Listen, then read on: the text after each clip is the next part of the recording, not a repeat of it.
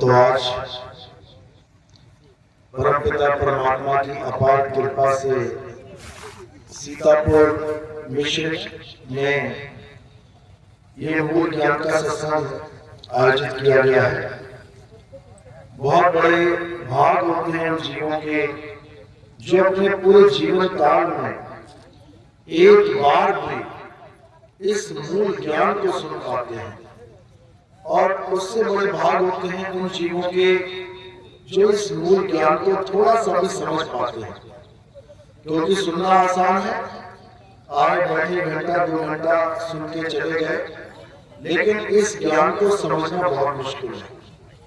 ये ज्ञान केवल वही समझ पाते हैं जिस पर परम पिता परमात्मा की अपार कृपा हो, बंदी छोड़ की मोहर लगी हो, जिस पर मालिक की दया हो गई, ये वही समझ पाते हैं। ये सबके बस की बात नहीं। पूजा पाठ करना, हवन यज्ञ करना, कोई नमाजें पढ़ना, कोई गुरु साहब पढ़ना, वाहिगुरु वाहिगुरु जपना, कोई ईसा मसीह की पूजा करना या किसी देवी देवताओं की पूजा करना, ये सभी कर सकते हैं। लाइनें लगी हैं, भीड़ लगी है पूजा पाठ के लिए, लेकिन मूल ज्ञान को समझना, आत्म ज्ञान को समझना, ये सबके बस की बात नहीं है। लेकिन आज परमात्मा की अपार कृपा हुई है इस गांव में कि इस गांव में मूल ज्ञान का प्रचार हो रहा है। इस मूल ज्ञान को सुनकर एक एक बात को आपने विचार करना है और हर बात पे चिंतन मनन करना है। ये जरूर सोचना है कि ये बात जो कही जा रही है ये सच है या झूठ है, क्योंकि निर्णय आपने करना है। कोई भी दुकानदार ये कभी नहीं कहता कि मेरी दुकान का सामान खराब है। हर दुकानदार ये कहता है कि मेरे पास सबसे बढ़िया है।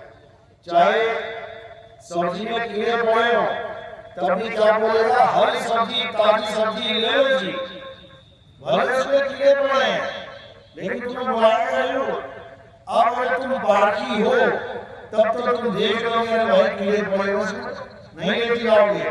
लेकिन अगर बाकी नहीं हो तो कीड़े वाली खरीदो, उसका तो माल बिक गया। उसके केवल एक झूठ बोलने से कि हरी ताजी सब्जी ले लो, उसका झूठ बिक गया। लेकिन झूठ तब बिकता है जब सामने वाला मूर्ख होता है, अज्ञानी होता है। दुकानदार के पास जो दुकानदार भाई है, कभी ना कभी जीवन में आपके पास नकली नोट भी आया होगा। दुकानदार भाई, दुकानदार ले लो, आप ले लो, कोई आपके पास आया हो, भैया 500 खुले कर दो, आपने 500 का नोट थामा और जब आपने चेक किया तो आपको पता लग गया अरे तो नकली है। लेकिन ये तब हो पाया जब तुम्हें पता है कि चेक क्या करना है, और जिसको पता ही नहीं है चेक क्या करना है, उसके बाद तो सारे नकली नोट चल जाएंगे, क्योंकि नकली नोट और असली नोट देखने में एक सा लगता है। तो आज आप लोग को इतना विवेकी बना दिया जाएगा कि कोई भी नकली नोट आपके पास चला ही ना पाए। इसमें आपका फायदा है कि नुकसान? क्या है? फायदा है। इसलिए बिना पक्षपात के, बिना ये सोचे कि मैं राम जी का भगत हूँ, मैं कृष्ण जी की पूजा करता हूँ, मैं भोले शंकर का भगत हूँ, मैं शेरावाली माता की पूजा करता हूँ, मैं तो मुसलमान हूँ, मैं तो अल्लाह को पूजता हूँ, मैं ईसाई हूँ, मैं गॉड को पूजता हूँ, मैं सिख हूँ, मैं वाहिगुरु वाहिगुरु जपता हूँ। बिल्कुल दिमाग से निकाल देना। नकली नोट चाहे हिंदू के पास चल जाए, चाहे मुसलमान के पास, चाहे सिख, चाहे ईसाई के पास, उसका नुकसान नहीं फायदा, नुकसान है, चारों का नुकसान हो जाए। इसीलिए आज आपको ये बताया जाएगा कि आखिर सत्य है क्या। सत्य सबके लिए समान है। वो आप चल रही है पीछे, हिंदू खड़ा हो गया, मुसलमान खड़ा हो गया, सिख खड़ा हो गया, ईसाई खड़ा हो गया, सबको फायदा मिल जाएगा। सर्दी में आपका फायदा सबको मिल जाएगा, और वही आप सबके लग जाए तो क्या होगा? चारों जल जाएंगे। यानी तत्व अपना काम सब पर एक समान करता है। आग गर्मी देगी तो सबको देगी, जलाएगी तो सबको जला देगी। इसी प्रकार अगर यहाँ जहर रख दिया जाए तो किसके लिए जहर है? हिंदू के लिए, मुसलमान के लिए, सिख के लिए, ईसाई के लिए, सबके लिए जो पिएगा मर जाए। और अगर अमर रख दिया जाए वो भी सबके लिए समान है, जो पिएगा अमर हो जाएगा। तो आज हम आपको ये बताएंगे कि आखिर सत्य है क्या, क्योंकि सत्य को पाना ही हमारे इंसान जन्म होने का मुख्य उद्देश्य है। जो हमारा इंसान जन्म हुआ है ना, इसका परम उद्देश्य क्या है? सत्य को जानना। लेकिन सत्य क्या है ये किसी को पता नहीं लगता, इसलिए असत्य को ही पूछते हुए जीवन बिता देते हैं। तो आज इसी सत्य की महिमा आपको बताई जाएगी। आखिर सत्य है तो है क्या? तो आज का सत्संग शुरू करने से पहले परम पिता परमात्मा के नाम पे जयकारा लगाएंगे और फिर सत्संग शुरू करेंगे। बोलिए परम पिता परमात्मा की, सदगुरु बंदी छोड़ कबीर साहिब की, सदगुरु मदनपति साहिब की, सदगुरु दीवान जवाहरपति साहिब की, सदगुरु राम सेवक साहिब की, सदगुरु बैरागपति साहिब की, कलियापुर धाम की, सभी संतों की, पंडाल में आए सभी भक्तों की, इनके माता पिता की, इनके गुरु गोविंद की, इस गांव नगर बस्ती की, आज के आनंद की, सकल बंदगी सारे बंदगी सब। तो आज हमने उस सत्य को जानना है जिसको पाने के लिए, जिसको ढूंढने के लिए बड़े बड़े ऋषि मुनि अपना घर बार त्याग के चले गए। आप देखोगे महात्मा बुद्ध जैसे लोग जो राजा की औलाद थे, कोई कमी नहीं थी उनके पास, राजा थे वो, राजकुमार, खाने पीने को कोई कमी नहीं, घूमने फिरने को कोई कमी नहीं, धन दौलत की कोई कमी नहीं, बच्चा भी है, बीवी भी है, माँ बाप भी है, सब कुछ है। फिर भी क्या हुआ? माँ बाप को, बीवी बच्चों को रात में सोता हुआ छोड़ के चले गए। कहां चले गए? क्यों चले गए? क्योंकि उन्होंने जब देखा कि उनके राज्य में एक बहुत ही बुरा आदमी गिरा पड़ा सड़क के किनारे, क्योंकि उनके पिताजी ने उनको ऐसी कोई चीज देखने का मौका ही नहीं दिया।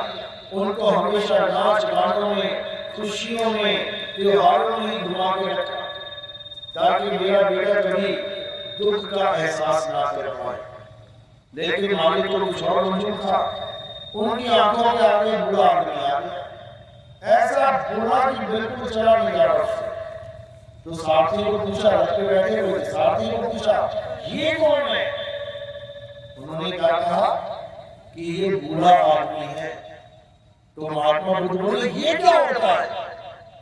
ये तो मैंने पहली बार देखा, हमारे राज्य में तो सब जवान जवान जवान दिखाई देते, ये कैसा आदमी है बिल्कुल बूढ़ा सा? तो सारथी बोला महाराज जितने भी आपको जवान दिखाई दे रहे हैं ये सब एक दिन ऐसे ही हो जाएंगे, बूढ़े। तो महात्मा बुद्ध ने कहा क्या मैं भी बूढ़ा हो जाऊंगा? तो सारथी बोला बिल्कुल आप भी बूढ़े हो जाओगे। वहीं दिल टूट गया। फिर और आगे चले, थोड़ा और आगे चले तो क्या हुआ?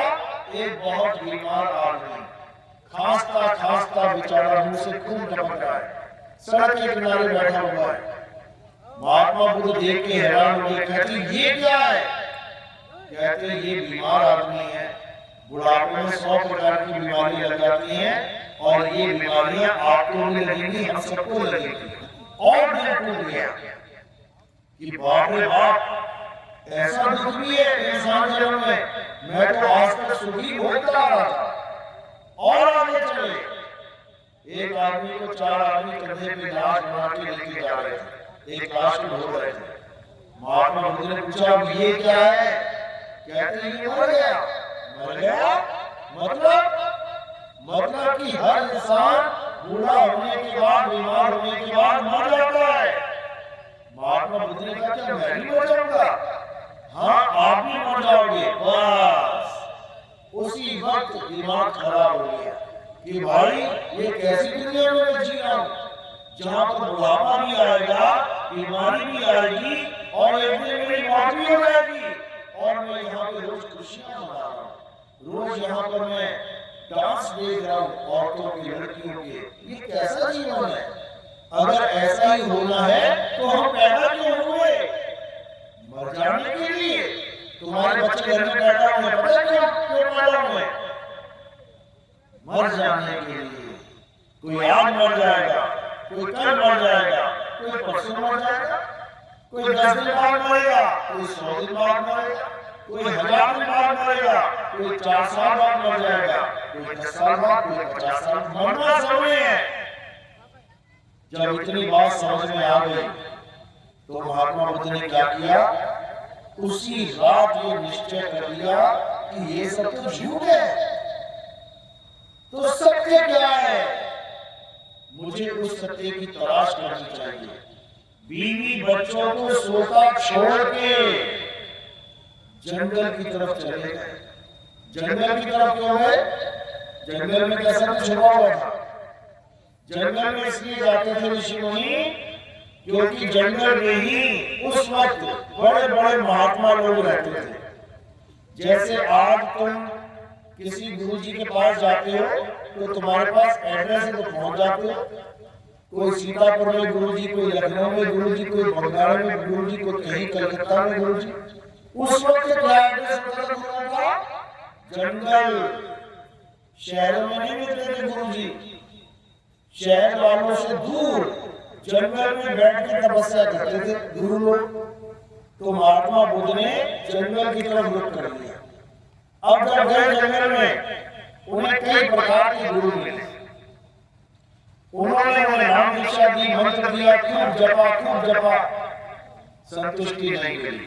उन्होंने गुरु छोड़ दिए और अकेले ही यात्रा शुरू कर दी। धीरे उन्होंने क्या किया? खाना पीना भी बंद कर दिया। इतनी बुरी हालत हो गई कि छोटा सा नाला था वो भी ना पार कर पाए, उसी में गिर गए। तब एक औरत आई, सुजाता नाम की। उसने उनको नाले से बाहर किया और खीर खाने को दी। जब उन्होंने खीर खाई तब उनको समझ में आ गया कि ना तो खाने पीने से यानी खूब ठूस के खाने से हम ठीक रह सकते हैं, ना ही बिल्कुल भूखा रहने से हम ठीक रह सकते हैं।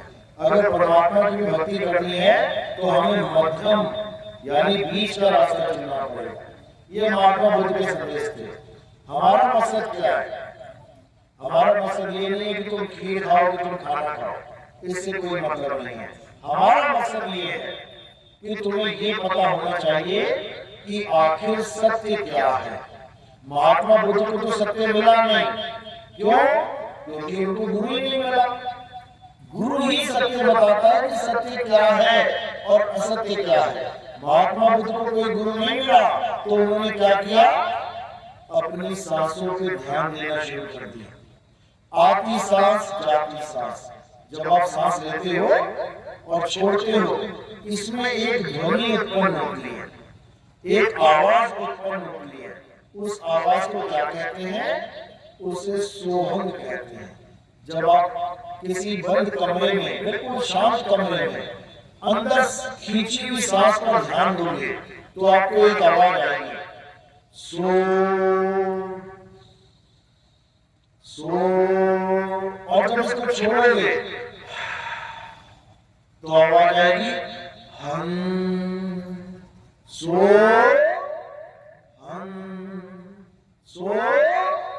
हम। यही सोहम हमारे सनातन धर्म का, यानी जितने वेद पुराण गीता भागवत है, उसका मूल मंत्र है। मूल मंत्र, आप वेद पढ़ोगे, आप कोई पुराण पढ़ोगे, उसमें आपको सोहम का जिक्र जरूर मिलेगा। इसी सोहम को सबने सत्य बता दिया कि सोहम ही सत्य है। आप रविदास जी महाराज जी के पंथ में जाओगे, आप दादू जी के पंथ में जाओगे, आप मनुदास जी के पंथ में जाओगे, आप बहुत से महात्माओं के पंथ में जाओगे, आपको सोहम ही पकड़ा दिया जाएगा। नाम दीक्षा में क्या मिल जाएगा? सो सांस अंदर लेते हुए, हम छोड़ते हुए। किसी को मिला? हाथ खड़ा करो। क्या सोहम नाम किसी को मिला? एक को मिला है, बहुत अच्छी बात है। लेकिन कबीर साहब क्या कहते हैं कि जो जन होंगे ज्वानी और रतन लेंगे मिलगाए, सोहम जपी मुआ मिथ्या जन्म गवाए। कहते हैं अगर तुम्हारे जीवन में सतगुरु नहीं आया और सतगुरु ना मिलने के कारण तुम सोहम जपते रहे, तो तुम्हारा जन्म बर्बाद हो जाएगा। यानी महात्मा बुद्ध का जीवन सफल नहीं हो पाया। कारण क्या? उन्हें गुरु ही नहीं मिले जो उनको सत्य का ज्ञान दे दे। वो विपासना यानी श्वासों का ज्ञान पकड़ के ही आगे बढ़ते रहे और अंत में उन्होंने श्वासों का ही ज्ञान देकर अपने चेलों को दीक्षा देने का आदेश दे दिया। आज भी विपासना में सोहम का ही यानी श्वासों का ही ज्ञान दिया जाता है। 10 दिन तक लगातार इसी का ध्यान करवाया जाता है। आपसे मोबाइल तक ले लिया जाता है, बिल्कुल दुनिया से दूर हो जाओगे और अपनी सांस के साथ जुड़ जाओगे। लेकिन उससे फायदा क्या होगा? क्योंकि सांस तो एक दिन खत्म हो जाएगी। सांस खत्म हो जाएगी और जो खत्म हो जाए वो सत्य नहीं हो सकता। तो गीता के अनुसार सत्य क्या है? साफ बोलते हैं। अध्याय 2 आप पढ़ोगे 16वां श्लोक। क्या कहते हैं? हे अर्जुन, इस दुनिया में 2 प्रकार के तत्व हैं, एक असत्य और एक सत्य। असत्य क्या है? जो बनता और बिगड़ जाता है, जो पैदा होता और मर जाता है, वो असत्य है। जो पल पल बदलता है, वो असत्य है। जो सदा एक सा नहीं रहता, वो असत्य है। तो असत्य क्या है? ये काया असत्य है, ये शरीर असत्य है। किसका? मेरा, सबका। सबका शरीर असत्य है, क्योंकि बनता और बिगड़ जाता है। तो आज तक हम किसकी पूजा करते आए? शरीरों की। शरीर क्या है? असत्य है। यानी हम किसी भी शरीर की पूजा करते हैं, चाहे कोई आदमी हो चाहे कोई औरत, क्योंकि पूजा आज तक 2 ही लोगों की होती आ रही है, आदमी और उस आदमी में तुम किसी को भी देख लो और उस औरत में तुम किसी की भी देख लो, किसी को भी देख लो। मंदिर में क्या है? आदमी और औरत। और उस आदमी का तुम कोई भी नाम ले लो, चाहे उसको विष्णु जी कह लो, चाहे राम जी कह लो, चाहे कृष्ण जी कह लो, चाहे हनुमान जी कह लो, चाहे शंकर जी कह लो, है तो आदमी। और औरत, चाहे उसको लक्ष्मी जी कह लो, चाहे दुर्गा जी कह लो, चाहे काली जी कह लो, संतोषी माता कह लो, सीता जी कह लो, राधा जी कह लो, है तो औरत, है तो शरीर। आदमी और औरत का शरीर ही तो है। तो शरीर क्या है? बनता और बिगड़ जाता है। यानी शरीर की पूजा करने वाले सत्य के पुजारी नहीं है। तो फिर आगे किसकी पूजा करें? कोई कहे कि पत्थर की पूजा करो, पत्थर तो टूट जाता है, खंडित हो जाता है। सत्य कभी खंडित नहीं होता, इसका मतलब पत्थर भी सत्य नहीं है। आगे किसकी पूजा करें? पेड़ों की, पौधों की। कोई कहता है पीपल की पूजा करो, आप पीपल खड़ा हरा भरा कल को सूख जाए, आंधी आई तो गिर जाएगा, बदल गया, टूट गया, खत्म हो गया। इसका मतलब सत्य नहीं है, क्योंकि सत्य कभी खत्म नहीं होता। तो क्या करें? मंत्रों की साधना करें। कोई भी मंत्र ले लो, हम कभी पढ़ती है तो हम कभी नाम को ले लेते हैं। देखो कबीर, बदल गया ना, का से भी हो गया, बी से ला हो गया। जो बदल जाए वो सत्य नहीं है, असत्य है। यानी आज तक हम जो कुछ भी करते आए वो सब असत्य ही है। इस दुनिया में दिखने वाली हर चीज असत्य है। क्यों? हर चीज बदल जाएगी, हर चीज। तो कृष्ण जी क्या समझा रहे हैं? हे अर्जुन, जो बदल जाए, जन्मे और मरे, जिसका नाश हो जाए, वो असत्य है। और सत्य क्या है? हे अर्जुन, जो कभी ना जन्मे ना मरे, ना वो कभी पैदा हो ना उसका नाश हो, ना वो कभी बदले, सदा हमेशा एक रस रहे, वो सत्य है। तो सत्य क्या है? आत्मा ही सत्य है। ये अर्जुन, ये आत्मा अजन्मा है, नित्य है, शाश्वत है, पुरातन है। ये आत्मा ही सत्य सनातन है। इस आत्मा को ना तो कोई शस्त्र काट सकता है, ना इसको अग्नि जला सकती है, ना वायु सुखा सकती है, ना जल भिगो सकता है। ये बात कितने लोगों ने सुनी है बचपन से? कितने? बहुत अच्छी बात है। जिन्होंने ये सुनी है उनको मेरी बात अच्छे से समझ में आएगी। इसी को संस्कृत में कहते हैं नैनम छिन्नति शस्त्राणि, नैनम दहति पावका, न चैनम क्रोधं तापे, न शुष्यति मारुता। यानी इसको ना तो कोई काट सकता है, न जला सकता है, न सुला सकता है, न भिगो सकता है। ये आत्मा परम सत्य है। और इस आत्मा को जानने वाले बहुत कम लोग होते हैं, बहुत कम। लाखों में, करोड़ों में कोई एक। इसलिए कबीर साहब समझा रहे हैं, लाख में कोई समझ ना पाई है। यानी 1 लाख आदमी भी अगर हमारे सामने बैठ जाए और हम सत्संग कर दें, लाख में से कोई एक आधा होगा जिसको समझ में आएगी कोई बात। नहीं तो किसी को समझ में नहीं आएगी ये बताया क्या जा रहा है, ये आत्मा क्या होती है, ये क्या बातें चल रही है, पता ही नहीं लगेगा। लेकिन जिस पर मालिक की कृपा हो, एक एक बात समझ में आने लग जाएगी। तो साहिब समझा रहे हैं, लाखों में कोई समझ ना पाई है, कोटि मध्य जानेंगे, करोड़ों में कोई बिरला बिरला इक्का दुक्का। अरे कहे कबीर सुनो भाई साधो, हमें बिरले हंस पहचानेंगे। यानी इस आत्मा के ज्ञान को कोई बिरला ही पहचान सकता है, ये सबके बस की बात नहीं है। तो अब हम आत्मा के बारे में जानेंगे कि आखिर आत्मा होती क्या है। आत्मा का नाम सुना है सबने? अपने पूरे जीवन में अगर एक बार भी आत्मा नाम सुना है तो हाथ खड़ा करो। सबने सुना है? सबने सुना होगा। ठंड ज्यादा है, हाथ बाहर निकालना मुश्किल है, नहीं भी निकालोगे तब भी पता है कि आत्मा सबने सुना है। ऐसा कोई है नहीं बच्चे से लेकर बूढ़ा जिसने आत्मा का नाम ना सुना हो। अपनी अपनी आत्मा लेके आए हो, घर तो नहीं छूटी किसी की, सब लेके आए साथ में। कैसे आए थे? झूले में रखे। आत्मा तो बोल रही है। आत्मा कैसे लेके आए? पक्का पता है कि आत्मा तुम लेके आए हो, साथ में तुम्हारे। क्या सबूत है?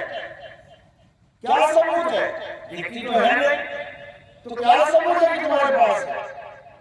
इस बदन में करंट है, क्या सबूत है? क्या सबूत है? जल रहा है ना, यही सबूत है। पंखा चल रहा है तो क्या सबूत है इसमें करंट है? चल रहा है ना, यही सबूत है।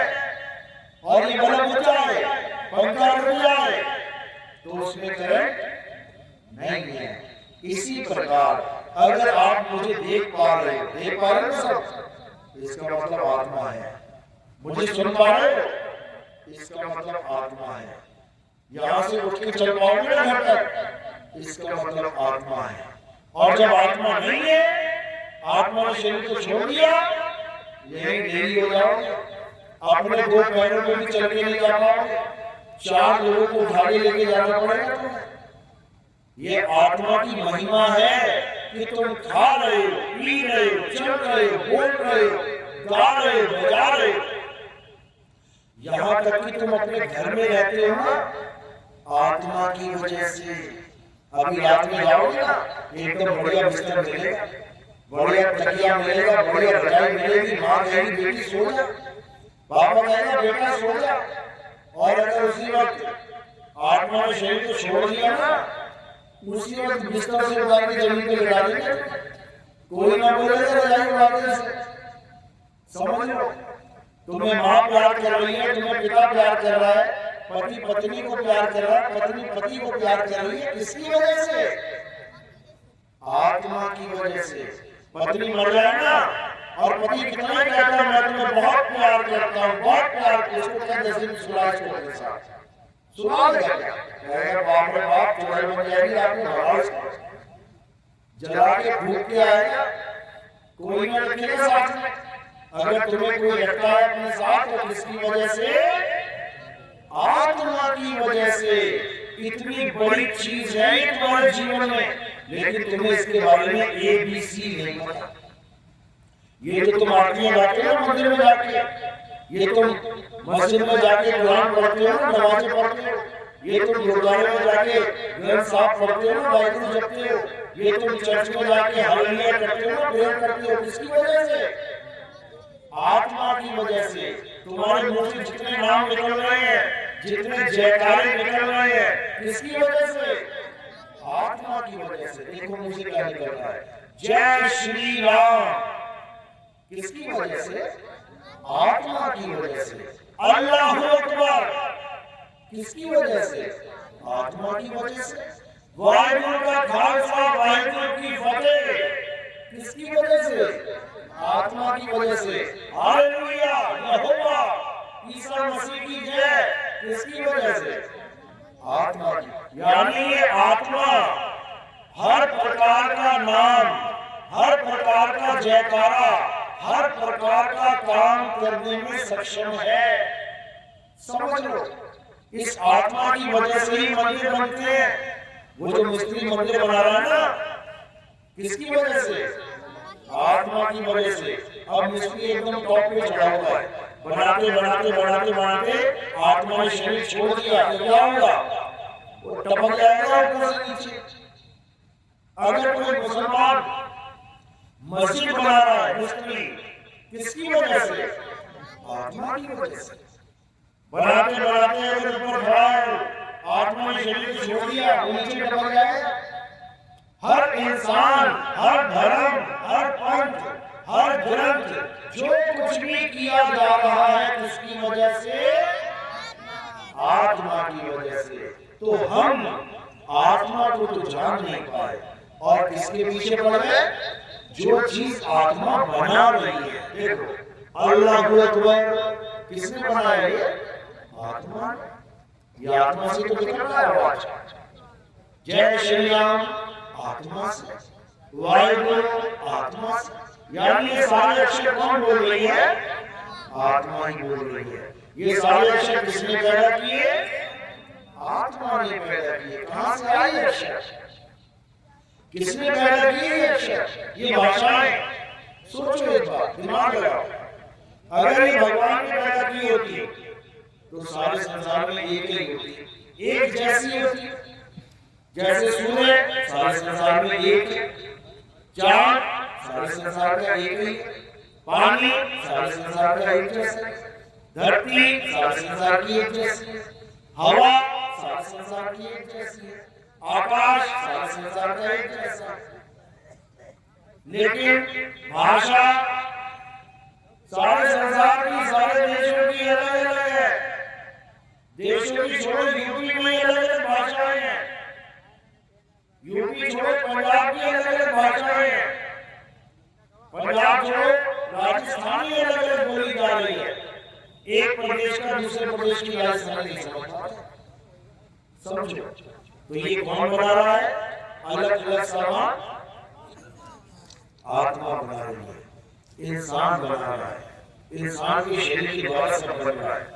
इस आत्मा ने कैसे ये अक्षर बनाए? जब आदि मानव थे, आदि मानव पढ़ा है ना 5वीं कक्षा में।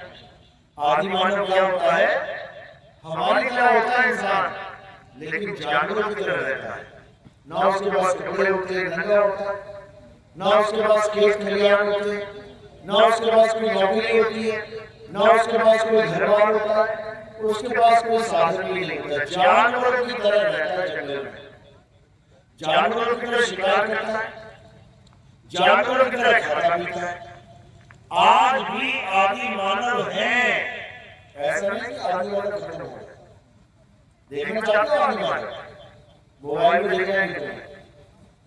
अफ्रीका के जो जंगली लोग हैं, मोबाइल में सर्च कर लेना अफ्रीका के जंगली लोग, फिर देखना नंगे धड़ंगे आएंगे सब, हुआ करते आएंगे सब। उनकी कोई भाषा नहीं है, उनका कोई अक्षर नहीं है, वो मुंह से जैसी आवाज निकलती है वैसे निकालने में लगे। कुत्ते की भी आवाज निकालते हैं, बंदर की भी आवाज निकालते हैं, जानवर की नकल करके आवाज निकालते हैं। अपने अपने इशारे बना रखे हैं कि मैं ऐसी आवाज निकालूंगा तो खतरा है, भाग लेना, बचना, इशारे कर रखे। लेकिन अक्षर नहीं है उनके पास, क्योंकि उनकी बुद्धि आज भी आदि मानव जैसी है। लेकिन हमारे देश के जो आदि मानव थे जिन्होंने अक्षरों की खोज करी, वो बड़े बुद्धिमान थे। सबसे पहले उन्होंने क्या खोजा? आग। पहली खोज क्या थी इंसान की? आग। ये जो आग सेक रहे हो ना, ये आदि मानव की देन है। अगर आदि मानव पत्थर से पत्थर ना टकराता तो ये आग प्रकट ही ना होती। आज वो पत्थर से पत्थर टकराता है और आज तुम माचिस से तिल्ली टकराते हो। वो पत्थर से पत्थर टकरा रहा है, तुम माचिस से तिल्ली टकरा रहे हो, काम वही कर रहे हो, दोनों हाथों में काम है, बस साधन बदल गया, लेकिन देन उसी की है। तो उसी आदि मानव ने जब ये आग पैदा कर दी तो उस आग का नाम भी नहीं रख पाया कि मैं बोलूं कैसे। क्यों? क्योंकि अक्षर नहीं थे, जानवरों की तरह बोलता था। लेकिन धीरे धीरे धीरे बुद्धि विकसित हुई और इस मुंह से निकलने वाली हर आवाज को आदि मानव कैच करने लग गया। और क्या किया उसने? इसको लिपिबद्ध कर दिया। मुंह से आवाज निकली आ, उसने लिख दिया आ। मुंह से आवाज निकली ई, उसने लिख दिया ई। मुंह से आवाज निकली ऊ, उसने लिख दिया ऊ। सारी आवाजें जितनी भी निकाल सकता था निकाल के लिपिबद्ध कर दिया उसने। कितनी आवाजें निकली? कितने अक्षर है हिंदी भाषा में? संस्कृत में कितने अक्षर है? 52 अक्षर। आदि मानव जो भारतीय था, हिंदुस्तानी आदि मानव, उसने 52 अक्षर पैदा कर दिए इसी मुंह से। और जो अंग्रेज आदि मानव था उसने कितने अक्षर पैदा किए? कितने? देखो हिंदी के नहीं पता थे, अंग्रेजी के पता 26। एबीसीडी कितनी होती है? 26। यानी उसने पूरा जोर लगा दिया अक्षर बनाने में। 26 से 27 नहीं बना पाया और हमने 52 अक्षर बना डाले। 26 दूनी 52, यानी 2 गुना बुद्धि तेज चली। किसकी? हमारे आदि मानवों की। तो हमारे आदि मानवों ने 52 अक्षर बना दिए और अंग्रेज बेचारे 26 पे अटक गए। अब ये 52 अक्षर बना के क्या किया आदि मानव ने? इस दुनिया में दिखने वाली हर चीज का नाम रख दिया। ये जो तुम कहते हो ना पेड़, ये उन आदि मानव ने रखा था पेड़ नाम। जो तुम कहते हो शेर, ये उन आदि मानव ने रखा था शेर नाम। जो तुम कहते हो सूरज चांद, ये उन आदि मानव ने रखा था नाम सूरज चांद। वही नाम आज तक हम पढ़ते पढ़ाते आ रहे हैं। आज भी अपने बच्चों को हम स्कूल भेजते हैं यही नाम सीखने के लिए। क्या सीखने जाता है बच्चा स्कूल में? यही 52 अक्षर, यही का से कलम, था से खरगोश, गा से गमला। जो आदि मानवों ने नाम रखे वही तुम्हें रटवाए जा रहे हैं। और तुम्हें क्या कहा जा रहा है? पढ़ा लिखा है मेरा बच्चा, पढ़ा लिखा। क्या पढ़ा लिखा है? जो आदि मानवों ने अक्षर बनाए रट रट के तोता बन के बैठ गया। क्या पढ़ा लिखा है? बदल के दिखा दे। कलम का नाम कुछ और रख के दिखा दे, कुर्सी का नाम कुछ और रख के दिखा दे, चप्पल का नाम कुछ और रख के दिखा दे। रख ही नहीं सकते, क्योंकि तुम्हारे बस की बात नहीं है नाम बदलना। तुम केवल नाम रख सकते हो। बेटा बोलो कहां से से कबूतर, बस रट सकते हो, रट्टू तोता हो, बना नहीं सकते तुम, क्योंकि बनाने वाला काम आदि मानव करके जा चुका है। अब तुम केवल रटते रहो। यहाँ तक तो ठीक है कि आदि मानव ने सारे नाम रख डाले, तभी तो कितना आसान हो गया जीवन। केवल तुम साइकिल चलाते हुए स्कूल तक जाओ और जो तुम्हें चीज दिखाई दे रही है, देखना इस दिमाग में अपने आप उसका नाम आता जाएगा। खेत, पेड़, तोता, चिड़िया, कबूतर, बत्तख, पत्थर, हर चीज तुम्हारे दिमाग में अपने आप पढ़ने लग जाएगा। और जब ऐसी चीज दिखाई दी जिसका तुम्हें नाम नहीं पता, उसी वक्त ब्रेक मार दोगे, अरे ये क्या है, क्योंकि उसका नाम ही नहीं पता। अब चक्कर में पड़ गए, ये क्या होगा, अब पूछो भाई ये क्या है, बताओ। अभी ऐसी कोई चीज दिखा दी है ना, कोई जानवर जो तुमने पहली बार देखा हो, तुम कहोगे भाई ये कौन है, ये क्या है, क्योंकि इसके बारे में तुम्हें बताया ही नहीं गया। यानी अक्षरों का ज्ञान यहाँ तक अच्छा था कि सबको एक आराम मिल गया। किसी को चप्पल चाहिए, अभी कहता है ये चप्पल आना, तो चप्पल ही लेके आता है, कोई हरी मिर्ची लेके नहीं आएगा, ले भैया चप्पल। क्यों? सबको एक जैसा ज्ञान बता दिया गया। गाय से गमला तो सबके लिए गाय से गमला, खा से खरगोश तो सबके लिए खा से खरगोश। खा से कबूतर नहीं होता है, खा से खरगोश ही होता है। तो सबके पास एक जैसा ज्ञान है, इसलिए जीवन बड़ा आसान है। अभी तुम्हें लौंग देखा, लौंग, इलायची, अगर इसका नाम न रखा गया होता और तुम दुकान पे चले जाते, काली मिर्च गोल सी होती है लेने के लिए, अब तुम क्या बोलोगे दुकानदार को, क्या चाहिए, ज्यादा से ज्यादा क्या करोगे, इशारा करोगे, भैया वो देना, वो गोल सी होती है, वो काली सी। वो कहेगा कौन सी गोल सी काली सी, यहाँ 50 तरह की गोल काली पड़ी है, तुझे क्या चाहिए, अरे भैया वो काली सी नहीं होती है, वो गोल सी, अरे नाम बता। पूरा दिन बीत जाएगा तुम्हें, अगर तुम्हें नाम नहीं पता, बताते बताते, समझाते समझाते, फिर हार के ये कहना पड़ेगा भैया तू दिखा दे, मैं खुद ही देख लूंगा क्या चाहिए। अगर वस्तु का नाम ना पता हो तो जीवन बहुत कष्टमय हो जाता है, दुखी हो जाता है। यहाँ तक तो ठीक है, इसके आगे क्या दिक्कत आ गई, जब इंसान ने भगवान के भी नाम रखने शुरू कर दिए। हिंदुस्तानी आदि मानवों ने उसका नाम रख दिया राम, परमात्मा, ईश्वर, भगवान। अंग्रेजों आदि मानवों ने क्या रख दिया, गॉड, यहोवा। ईसाइयों ने ये रख दिया, मुसलमानों ने, अरबी वालों ने क्या रख दिया, अल्लाह, खुदा, रब। ईसाइयों ने रख दिया, मुसलमानों ने रख दिया, सिखों ने क्या रख दिया, वाहिगुरु।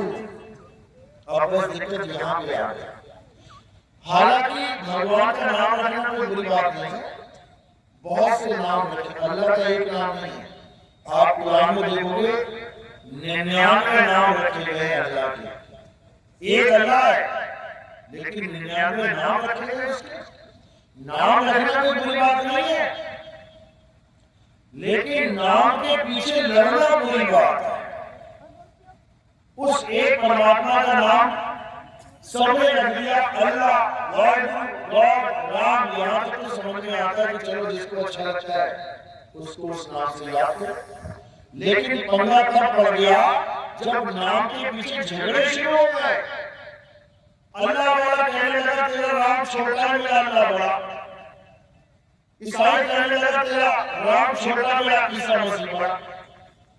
सिख कहने लगा तुम सब छोटे, मेरा वाहिगुरु सबसे बड़ा।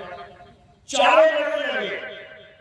एक समझदार आदमी आया, चारों को रुका, भैया लोगों क्या, मुझे ये बताओ तुम लड़ क्यों रहे हो? अरे ये हमारे अल्लाह को छोटा कहता है, मेरे राम को बड़ा कहता है, ये मेरे वाहिगुरु को बड़ा कहता है, ये उसको छोटा। अरे चलो कोई बात नहीं, तुमने देखा तो है ना अपना अपना भगवान। हाँ भाई तुम्हें राम को देखा, नहीं राम को नहीं देखा। हाँ भाई मुसलमान भाई तुम्हें अल्लाह को देखा, नहीं अल्लाह को नहीं देखा। हाँ भाई तुम्हें वाहिगुरु को देखा, वाहिगुरु को नहीं देखा। हाँ भाई तुम्हें गॉड को देखा, गॉड को नहीं देखा। अरे तुम लड़के रहे हो, जब किसी ने देखा ही नहीं वो कौन है तो लड़ाई किसके पीछे हो रही है? केवल नाम के। 4 हिंदू एक मुसलमान को पकड़ के कहते हैं बोल जय श्री राम, ना राम सुनेगा ना राम सुनेगा, केवल नाम बोलने से खुश। बोल दिया इसने बोल दिया, जय श्री राम बोल दिया, खुश हो गए। क्या खुश हो गए? चंद अक्षर तो है, जय श्री राम, बस ये अक्षर बोले खुश हो गए। वही हम मुसलमानों का एक हिंदू को पकड़ लिया बोल अल्लाहू अकबर, और उसने बोल दिया अल्लाहू अकबर, खुश हो गए। क्या बोला? अल्लाहू अकबर, अक्षर तो बोले ना, अल्लाह उसने देखा ना उसने देखा। तो सारा झगड़ा किसका है? अक्षरों का है। ये 52 अक्षर झूठ हैं और राम अल्लाह वाहिद गॉड सत्य है, नाम नहीं सत्य है। नाम तो इंसान ने रखा है, पानी का नाम इंसान ने रखा है पानी, तो क्या पानी नाम सत्य है? अरे पानी नाम सत्य होता तो उसका गुण पानी जैसा होता। प्यास लगती है ना, क्या पीते हो? पानी। कभी जब तक देखना 1 घंटा पानी पानी पानी पानी पानी पानी पानी, प्यास बोलेगी छोड़ो और प्यास लग जाएगी बोल बोल के। 10 मिनट बाद गिलास मिल जाएगा तो भैया पानी दे यार, ये पानी पानी बोल के बहुत प्यास लगी। इसका मतलब एक पानी तो सत्य है जो गला गीला करे, और एक पानी झूठ है जो गला सुखा दे। बात समझ में आ रही है? यानी अक्षर झूठ है और तत्व सत्य है। इसीलिए कृष्ण जी समझा रहे हैं, हे अर्जुन, इस दुनिया में 2 प्रकार के तत्व हैं, एक असत्य और एक सत्य। असत्य क्या है?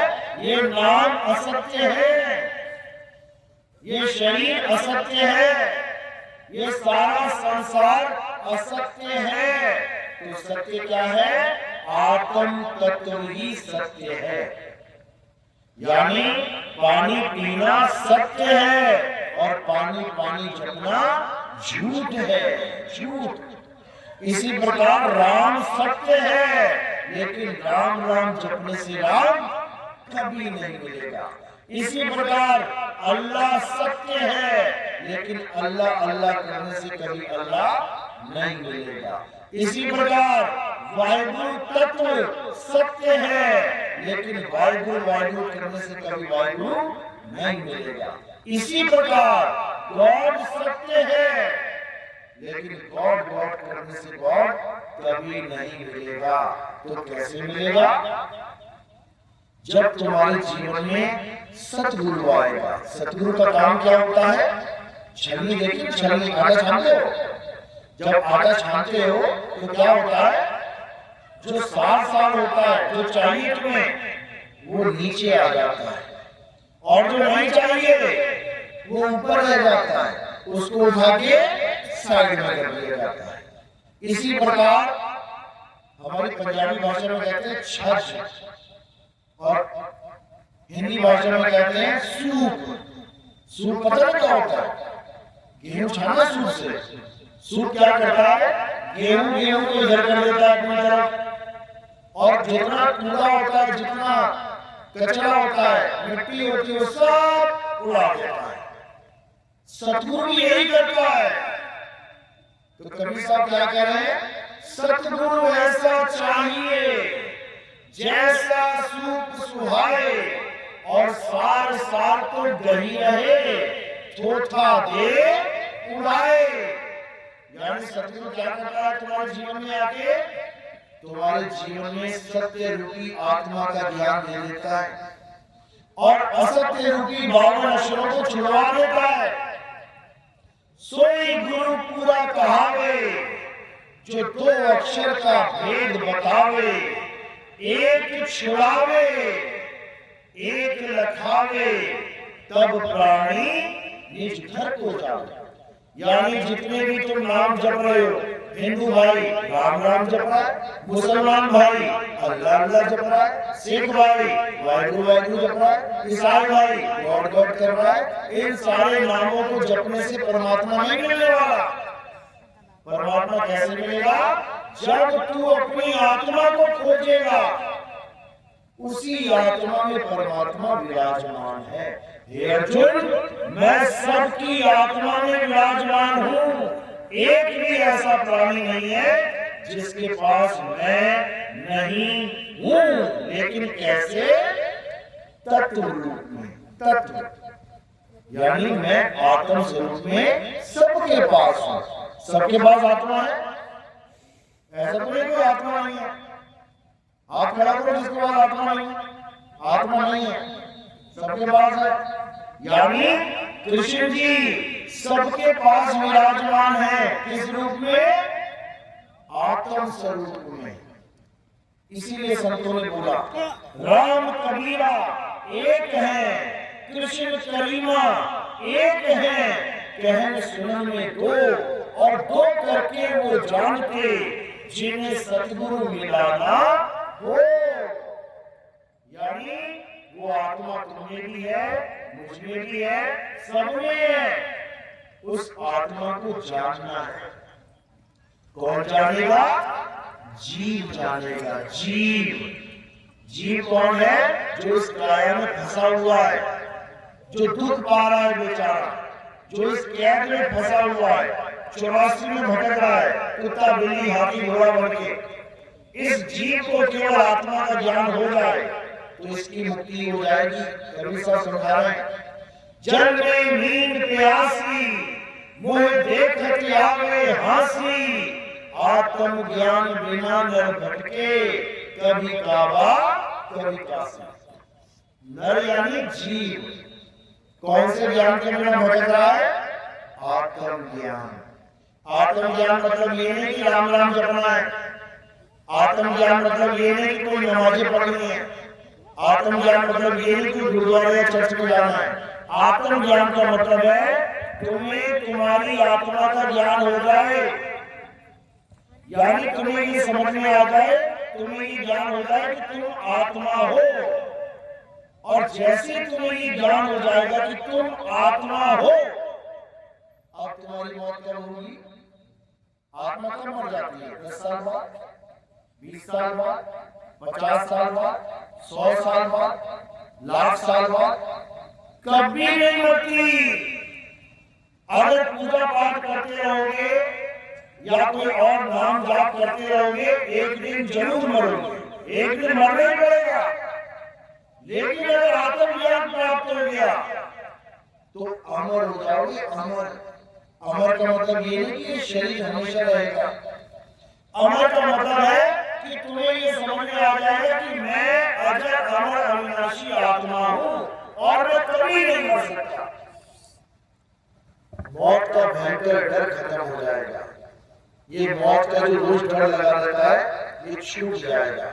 इसके बाद तुम खुद अपना शरीर छोड़ने के लिए तैयार हो जाओगे कि जब भी मौत आए, मैंने केले के छिलके की तरह फेंक देना है। और क्या होगा? अपनी आत्मा में स्थित हो जाना है। इसे जन्म मरण से मुक्ति कहते हैं। यही है जन्म मरण से मुक्ति। यानी आत्मा ही हो जाओ। उसके बाद तुम्हें ना तो यमराज पकड़ पाएगा, ना यमदूत घसीट पाएंगे। जब मौत आती है ना, तो काले काले चेहरे दिखाई देने लग जाते हैं, बड़े बड़े राक्षस दिखाई देने लग जाते हैं, मरते हुए इंसान की लैट्रिन निकल जाती है, डर के मारे पेशाब निकल जाता है। तो ये क्यों होता है?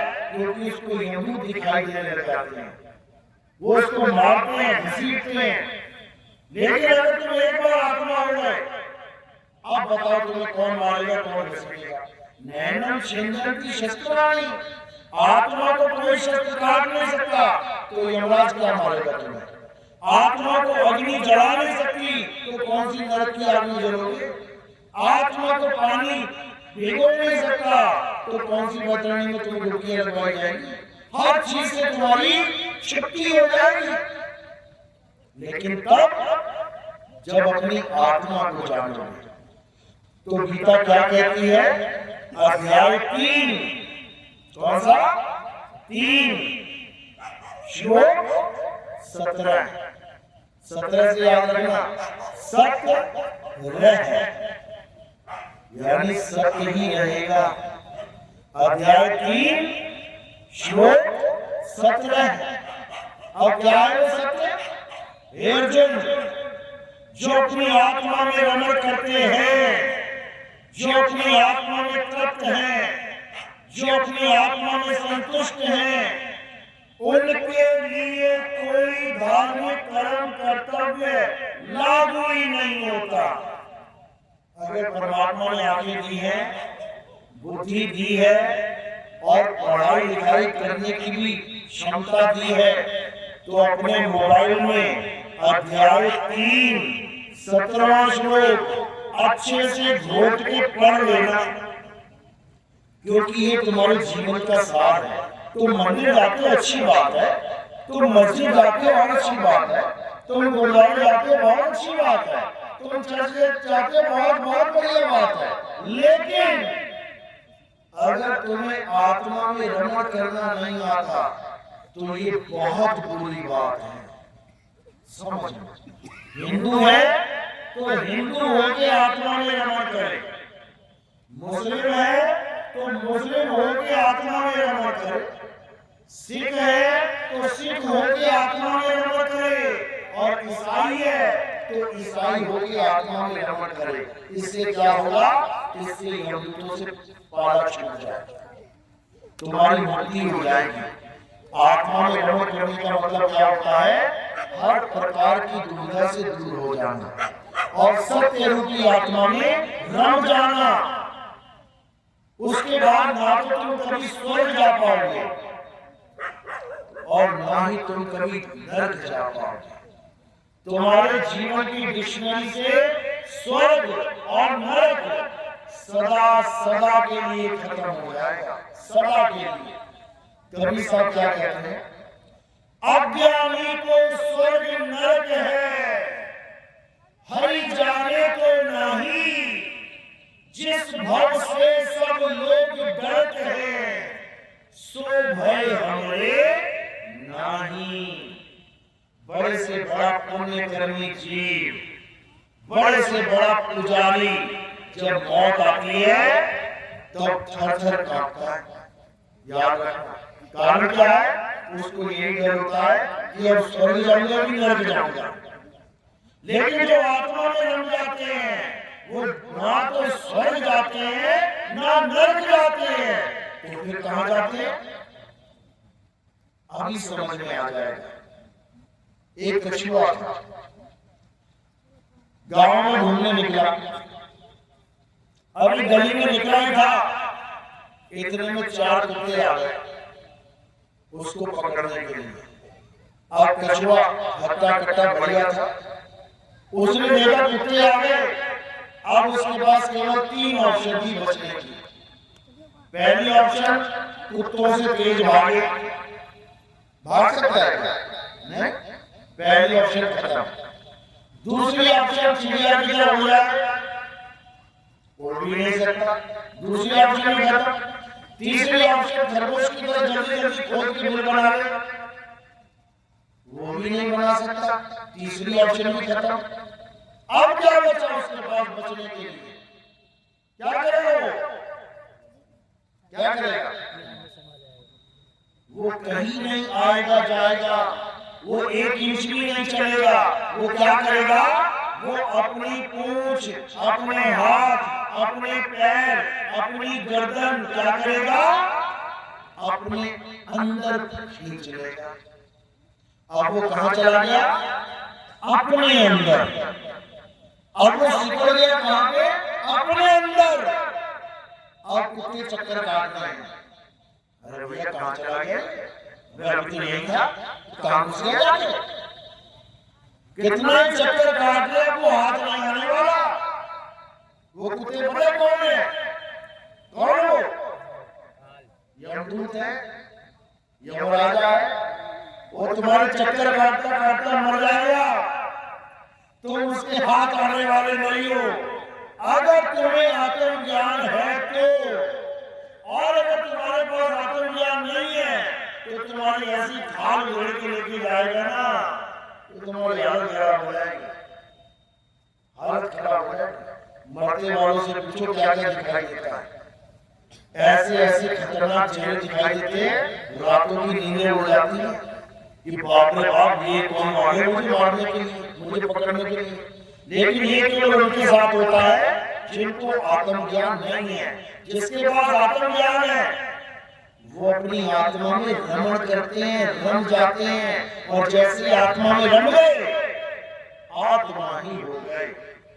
गंगा नदी अगर समुद्र में गिर जाए तो क्या हो जाती है?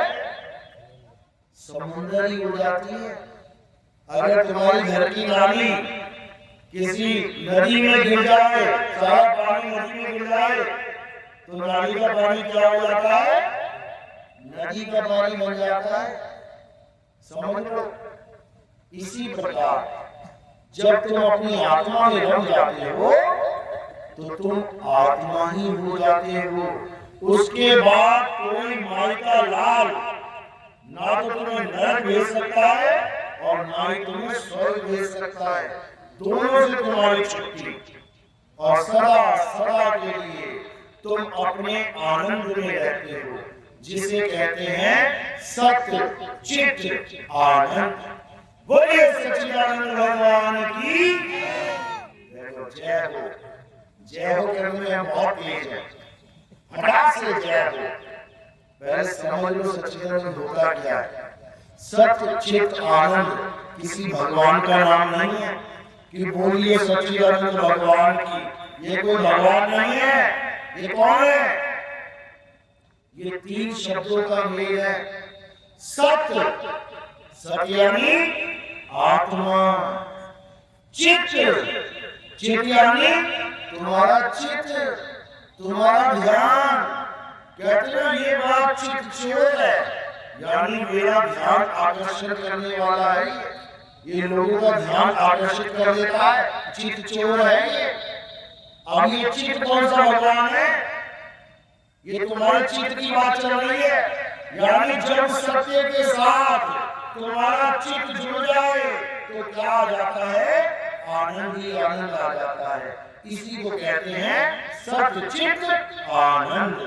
लेकिन आनंद तो कभी आया नहीं, चित्त कभी सत्य से जुड़ा नहीं, और जयकारे लगाने में नंबर 1 है। उससे कोई फायदा होने वाला नहीं, उससे कोई फायदा होने वाला नहीं।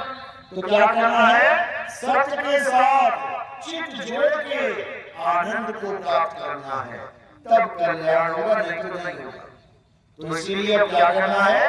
अब अपनी आत्मा को जानना है। बहुत पूजा पाठ करनी अच्छी बात है, कोई बुरी बात नहीं है।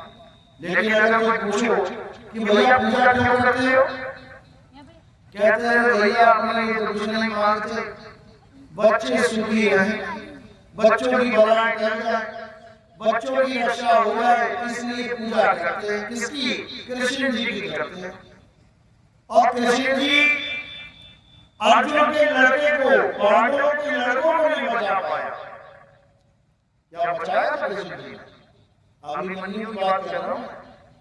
अभिमन्यु चक्रव्यूह में घुस गया, निकलना आता नहीं था, वही मारा गया। कृष्ण जी कहां थे उस वक्त? उसी युद्ध में थे। उसी युद्ध में खड़े खड़े वो पांडवों के लड़के को नहीं बचा पाए जो सबसे प्रिय था। तो तुम्हारा लड़का क्या रखा है? रिश्तेदार है? तुम्हारे लड़के को बचा लेंगे? जो अपने खास भगत के लड़के को नहीं बचा रहे हैं, पूरी मंडली रो रही है। अभिमन्यु के मरने के बाद सब रो रहे हैं। कृष्ण जी वहीं खड़े हैं, नहीं बचाया। तो तुम्हारे बच्चों को बचाएंगे? एक को भी ना बचाए? सही बता रहा हूं? नहीं तो देख लो, सबसे ज्यादा कृष्ण जी को कहां मानते हैं पता है? पूरे भारत में, गुजरात में सबसे ज्यादा मंदिर कृष्ण जी की गुजरात में है। अभी इंग्लैंड के लिए हवाई जहाज चढ़ा गुजरात से, अहमदाबाद से एयरपोर्ट से हवाई जहाज जैसे उड़ा, 40 सेकंड के अंदर वो हवाई जहाज ऐसे गिर पड़ा। सबसे ज्यादा लोग कौन थे उसमें? हिंदू थे। किसको मानने वाले? कृष्ण जी को मानने वाले। तो बचे क्या? बच गए क्या? ऐसी दर्दनाक मौत हुई कि बाप अपने बेटे को ना पहचान पाया कि ये क्या कोयला पड़ा हुआ है, कोयला मिल गए सारे। ऐसी दर्दनाक मौत हुई। तो मुझे चाहिए किसी को ऐसी मौत? कोई हवाई जहाज में मरना चाहता है बैठ के? चलो थोड़ा आसान कर दो, ट्रेन से कट के मरना चाहता है कोई? बस से गिर के मरना चाहता है कोई? पानी में गिर के मरना चाहता है कोई? छत से गिर के मरना चाहता है कोई? आग से जल के मरना चाहता है? मरना भी चाहते हो या मरना चाहते हो? मरना तो पड़ेगा। और ऐसी मरोगी कैसे बता रहा हूं मैं। देख लेना अखबार, 2 लड़के जा रहे थे, नई बाइक निकाल के मंदिर दर्शन करके आ रहे थे, एक्सीडेंट हो गया, मर गए। खाटू श्याम मंदिर के लिए बस जा रही थी, एक्सीडेंट हो गया, 25 लोग मर गए। केदारनाथ के लिए बस जा रही थी, खाई में गिर गई, 50 लोग मर गए। नहीं सुनी खबर कभी? सुनी? तो भगवान बचा ही नहीं रहा है और तुम सोच रहे हो मेरे बच्चे को बचा लेगा। जो भक्त भगवान के दर्शन करने जा रहे हैं वो नहीं बच पा रहे और तुम सोच रहे हो घर बैठे बैठे भगवान मेरे बच्चों की रक्षा कर लेगा। एक की भी रक्षा होने वाली नहीं है, एक की भी। सब मरेंगे, चाहे कोई हिंदू हो, मुसलमान हो, सिख हो, ईसाई हो, सब मरेंगे। तो फिर क्या करनी पूरा जागना पाक, इससे अच्छा तो मौत का इंतजाम कर लिया जाए। तो कबीर साहब समझा रहे हैं, जिस मरने से जग डरे मेरे मन आनंद और मरने पर ही पाइए पूर्ण परमानंद। मरता मरता जग हुआ मरना जाने ना कोई, और ऐसी मरनी जो मरे वो और न मरना हो। कहते हैं जैसे हम तुम्हें मरनी सिखा रहे हैं, अगर ऐसे मरना मरना सबने है, मरना सबने याद रखना, लेकिन जो आत्मज्ञानी होता है उसके मरने का तरीका अलग होता है, बिल्कुल अलग होता है। क्या तरीका होता है? बाकी मरते हैं लेकिन आत्मज्ञानी शरीर छोड़ता है, मरता नहीं है कभी। और उसको पता होता है शरीर छोड़ना कैसे है। उसका गुरु उसे समझा देता है कि बेटा जब मौत आएगी तो ऐसे करना है। वही दाव लगा देता है वो मौत में। जैसी मौत आती है उसी दाव को लगा देता है और उसकी मौत आनंद में बदल जाती है, आनंद में। यानी अब उसने कभी जन्म मरण का खेल खेलना ही नहीं। तो ये सब कब होता है? जब हमारे जीवन में कोई आत्मज्ञानी गुरु आता है और हमें आत्म तत्व का ज्ञान करा देता है, ये मंत्र छुड़वा देता है, ये पूजा पाठ हवन यज्ञ बहुत कर दिया, छुड़वा देता है। छोड़ना कोई बुराई नहीं है। आपने पहली क्लास पढ़ी उस किताबों को छोड़ दिया, आपने 5वीं क्लास पढ़ी पेपरों में पास हो गए, किताबों को छोड़ दिया, 10वीं क्लास पढ़ी 10वीं की किताबों को छोड़ दिया। छोड़ने का मतलब ये नहीं कि तुम अज्ञानी हो गए, छोड़ने का मतलब ये है कि तुमने वो कोर्स कंप्लीट कर लिया, अब आगे बढ़ना है। आत्मज्ञानी कभी किसी मंदिर में पूजा नहीं करता। क्यों? क्योंकि उसका कोर्स कंप्लीट हो गया, उसने मंदिर में सारी उम्र पूजा कर ली, भगवान खुश हो गए, फलस्वरूप उसको आत्मा का ज्ञान दे दिया, उसको गुरु मिल गया। गुरु भी परमात्मा की कृपा से मिलता है। आपने सारी उम्र नमाजें पढ़ी, अल्लाह खुश हो गया, उसने बात खबर दे दिया। बात खबर यानी कामिल मुर्शिद सतगुरु दे दिया। अब उस मुसलमान को आत्मा का ज्ञान हो जाएगा, मुक्त हो जाएगा। ईसाई है, सिख है, सारी उम्र वाहिगुरु वाहिगुरु किया है, चर्च में सेवा करी है, वाहिगुरु खुश हो गया, गॉड खुश हो गया, उसके जीवन में एक गुरु को लेके आ जाएगा, गुरु उसको आत्मा का ज्ञान दे देगा, उसका कोर्स कंप्लीट। यानी हर प्रकार का कोर्स कंप्लीट तब होगा जब हम आत्म ज्ञान में आएंगे, और जब हम आत्म ज्ञान में आ जाएंगे तो हमारी आत्मा में ही परमात्मा का वास है। इसके अलावा सब झूठ है। घी कहाँ मिलता है? दूध में। तिल का तेल कहाँ मिलता है? तिल के दाने में। आग कहाँ मिलती है? चकमक पत्थर में। समझ लो, साहब समझा रहे हैं। ज्यों तिलवाही तेल है, ज्यों चकमक में आग, तेरा साई तुझ में है, जाग सके तो जाग। कहते तेरा परमात्मा तुझ में विराजमान है, लेकिन तुझे यही नहीं समझ में आ रहा कि तू है क्या। अपने आप को शरीर मान बैठे हो, अपने आप को आदमी औरत मान बैठे हो, जबकि तुम एक आत्मा हो, अजर अमर अविनाशी। तो अब क्या करना है? अब अपने आप को आत्मा जानना है। गीता पढ़नी है, अध्याय 2 मोबाइल में पढ़ो, देखो क्या लिखा है। एक एक बात वही लिखी है जो मैं बता रहा हूं। अगर ये गीता का ज्ञान तुम्हारे समझ में आ गया तो तुम्हारा कल्याण हो जाएगा, नहीं तो फिर कुत्ता बिल्ली हाथी घोड़ा बनना पड़ेगा, दिक्कत हो जाएगी बहुत ज्यादा। याद रखो, मेरी बात समझ में आ रही है? किसके से समझ में आ रही है? बहुत अच्छी बात है। अब इसको अच्छे से समझना है। अब अपने जीवन में सत्य को धारण करना है। सत्य केवल एक है, आत्मा ही सत्य है, इसके अलावा सब झूठ है। तो हमें क्या करना है जीवन में? अपनी आत्मा को ढूंढना है कि मेरी आत्मा कहाँ है।